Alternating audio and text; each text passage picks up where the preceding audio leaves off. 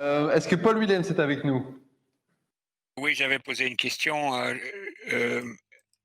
fait, elle concerne, un problème, qu'on n'a pas abordé jusqu'à présent. C'est bon, vous avez une économie qui va devoir produire rapidement énormément de machines et trouver pour ça, énormément de matières premières. On connaît le scénario, des pays et des travailleurs dans certains pays du tiers-monde vont être mis sous pression pour produire et pour, extraire ces matériaux, dans un délai très court et les méthodes pour, les forcer à le faire, sont toujours les mêmes aussi. Elles sont, malheureusement, catastrophiques. Je pense que le coltan, par exemple, en Afrique de l'Est, dans les l'Afrique des Grands Lacs, ça a causé une guerre qui a fait, certains disent 10 millions, certains disent 20 millions de morts. Enfin bon, c'est une catastrophe et ça va plus loin que ça. Donc c'est pas la première fois en Afrique d'ailleurs dans ce coin-là que des choses comme ça se produisent. Juste et simplement dans le seul but de fournir des matériaux à une industrie qui finalement les concerne très peu, quoi. Donc, moi, je voudrais savoir quel est votre point de vue. Abordé, mais donc votre question c'était est-ce qu'on prend en compte l'aggravation probable de ces pratiques-là, de Oui, pratiques voilà, semi ouais. et du risque de conflit que ça peut entraîner? Est-ce que dans l'équation, on en tient compte?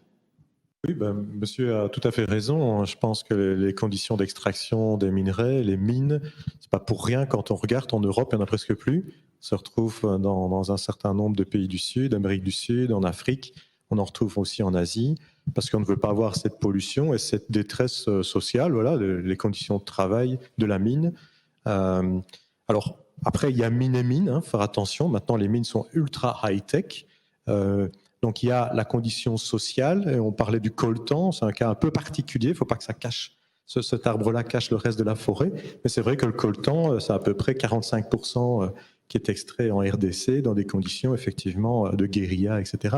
On voit la tension qui existe entre les États-Unis et la Chine actuellement. On parle d'une tension sur les réseaux 5G, etc., mais aussi sur, on en parle beaucoup moins dans les médias, mais sur l'extraction et l'accès aux matériaux, quoi, aux minerais. Donc c'est clair que cette accélération de technologie que l'on peut vivre aujourd'hui va entraîner une pression sociale. On a parlé beaucoup d'aspect environnemental aujourd'hui, mais une pression sociale très forte et jusqu'au moment où ça peut éclater, quoi. Et bon, de nouveau, on ne verra pas ça, nous, de manière très directe, parce que là où, je dirais, les plus gros dangers sociaux se trouvent ailleurs qu'en Europe, quoi, pour cette question-là. Oui, tout à fait. D'autres réactions par rapport à ça? Non? Alors je vais prendre une question de nouveau, on m'a demandé de la poser, ça concerne, on l'a un tout petit peu abordé, hein, mais je voulais vous entendre là-dessus. Est-ce qu'il est possible de circonscrire la 5G à des lieux, des applications et des périodes particulières et vraiment utiles, et sans qu'on soit tous nécessairement exposés à cette technologie? Je pense qu'il y a deux choses. Techniquement, oui. Et après, ça, c'est une décision politique. Parce qu'à un moment, on pourrait très bien dire en Belgique, on commence par déployer la 5G dans des applications industrielles, en B2B, hein, c'est des exemples que vous preniez d'automatisation, et la déployer plus tard pour le grand public. Je dirais que ça, techniquement, c'est faisable. Après, ça, c'est vraiment une décision politique. Techniquement, c'est effectivement faisable, ce serait même souhaitable, mais malheureusement, vu les enjeux financiers qu'il y a là derrière, j'ai un peu la crainte que les gouvernements vont s'empresser de vendre ces différentes bandes de fréquences à des prix fous, et les industriels qui auront acheté ce droit à l'envoi d'ondes électromagnétiques à ces fréquences vont s'empresser de multiplier le nombre d'applications et qui vont toucher un plus grand nombre. Et donc, malheureusement, c'est ça, moi, ma grosse crainte, c'est un peu ce qu'on appelle l'effet rebond. On peut avoir une technologie et les exemples que l'on met en avant aujourd'hui sur l'aspect sécuritaire ou l'aspect médical à distance, etc., peuvent être des applications assez sympathiques à démontrer s'il faut vraiment la 5G pour ça, ok. Mais au-delà de ça, il y a cet effet rebond, c'est-à-dire l'utilisation de la technologie pour des applications tout à fait non imaginées au départ. Ici, bon, faut pas être idiot, on sait très bien qu'il y aura un intérêt fort à augmenter le débit de communication. Peut-être juste un élément sur l'aspect de la santé, sur l'aspect sanitaire. On a beaucoup insisté ici sur la santé humaine, et c'était super aussi sur la flore, etc. Donc c'est super important, mais on parle d'une santé physique. Moi, je pense qu'il y a des études en veux-tu, en voilà dans tous les sens sur la santé mentale. Je pense que sur le psychique, sur l'accumulation et le positionnement des jeunes et des moins jeunes devant ces écrans de manière excessive, une santé mentale, une relation sociale brisée. Enfin voilà, je pense qu'il y a aussi une évidence là. Pour moi, c'est aussi un problème sanitaire au niveau sociétal et qui dépasse à la limite cette réflexion, effectivement, que je partage tout à fait, qui est super importante, la santé physique, mais le mental, voilà, hein, je pense qu'on est déjà extrêmement matraqué aujourd'hui et on va remettre une couche, quoi. Un peu ça aussi la difficulté, je crois. Ok, merci. Peut-être un commentaire. Juste Francis Lebout, et puis après... Oui, mais très vite, moi je suis 100% d'accord avec ça. Moi, c'est un sujet que je maîtrise mal, mais la question psychosociale est vraiment fondamentale.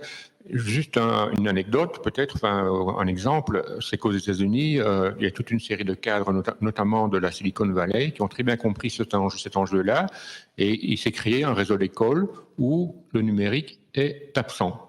Donc, tous les hauts cadres de la Silicon Valley, mais aussi dans tous les États-Unis, mettent leurs enfants dans les écoles où il n'y a pas de numérique. C'est aussi simple que ça. Peut-être une réaction. C'est peut-être un commentaire un peu général que je voulais faire, c'est qu'on a évidemment le débat aujourd'hui, c'est la 5G, mais on voit que toute une série de thèmes qu'on a abordés dépassent largement la thématique de la 5G, pose plus la question de la place des technologies dans la société, de la manière dont on va les intégrer, un certain nombre d'interventions aussi dépassées, on en parlait, tout ce qui est aussi le Wi-Fi, la 2G, la 3G, la 4G.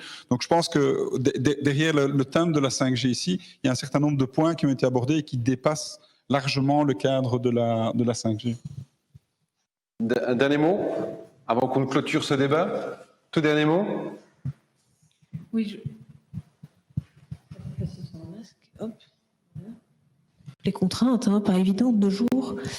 Non, ce sur quoi je voulais conclure, moi, si on arrive à la fin de l'exposé, c'est cette difficulté qu'on a à faire entendre notre discours au monde politique, en fait, hein, parce qu'avec On ne point boussole, ça fait maintenant depuis mars 2018 qu'on essaye de sensibiliser le monde politique par rapport à cette problématique sanitaire, puisque je l'aborde toujours sous l'aspect sanitaire.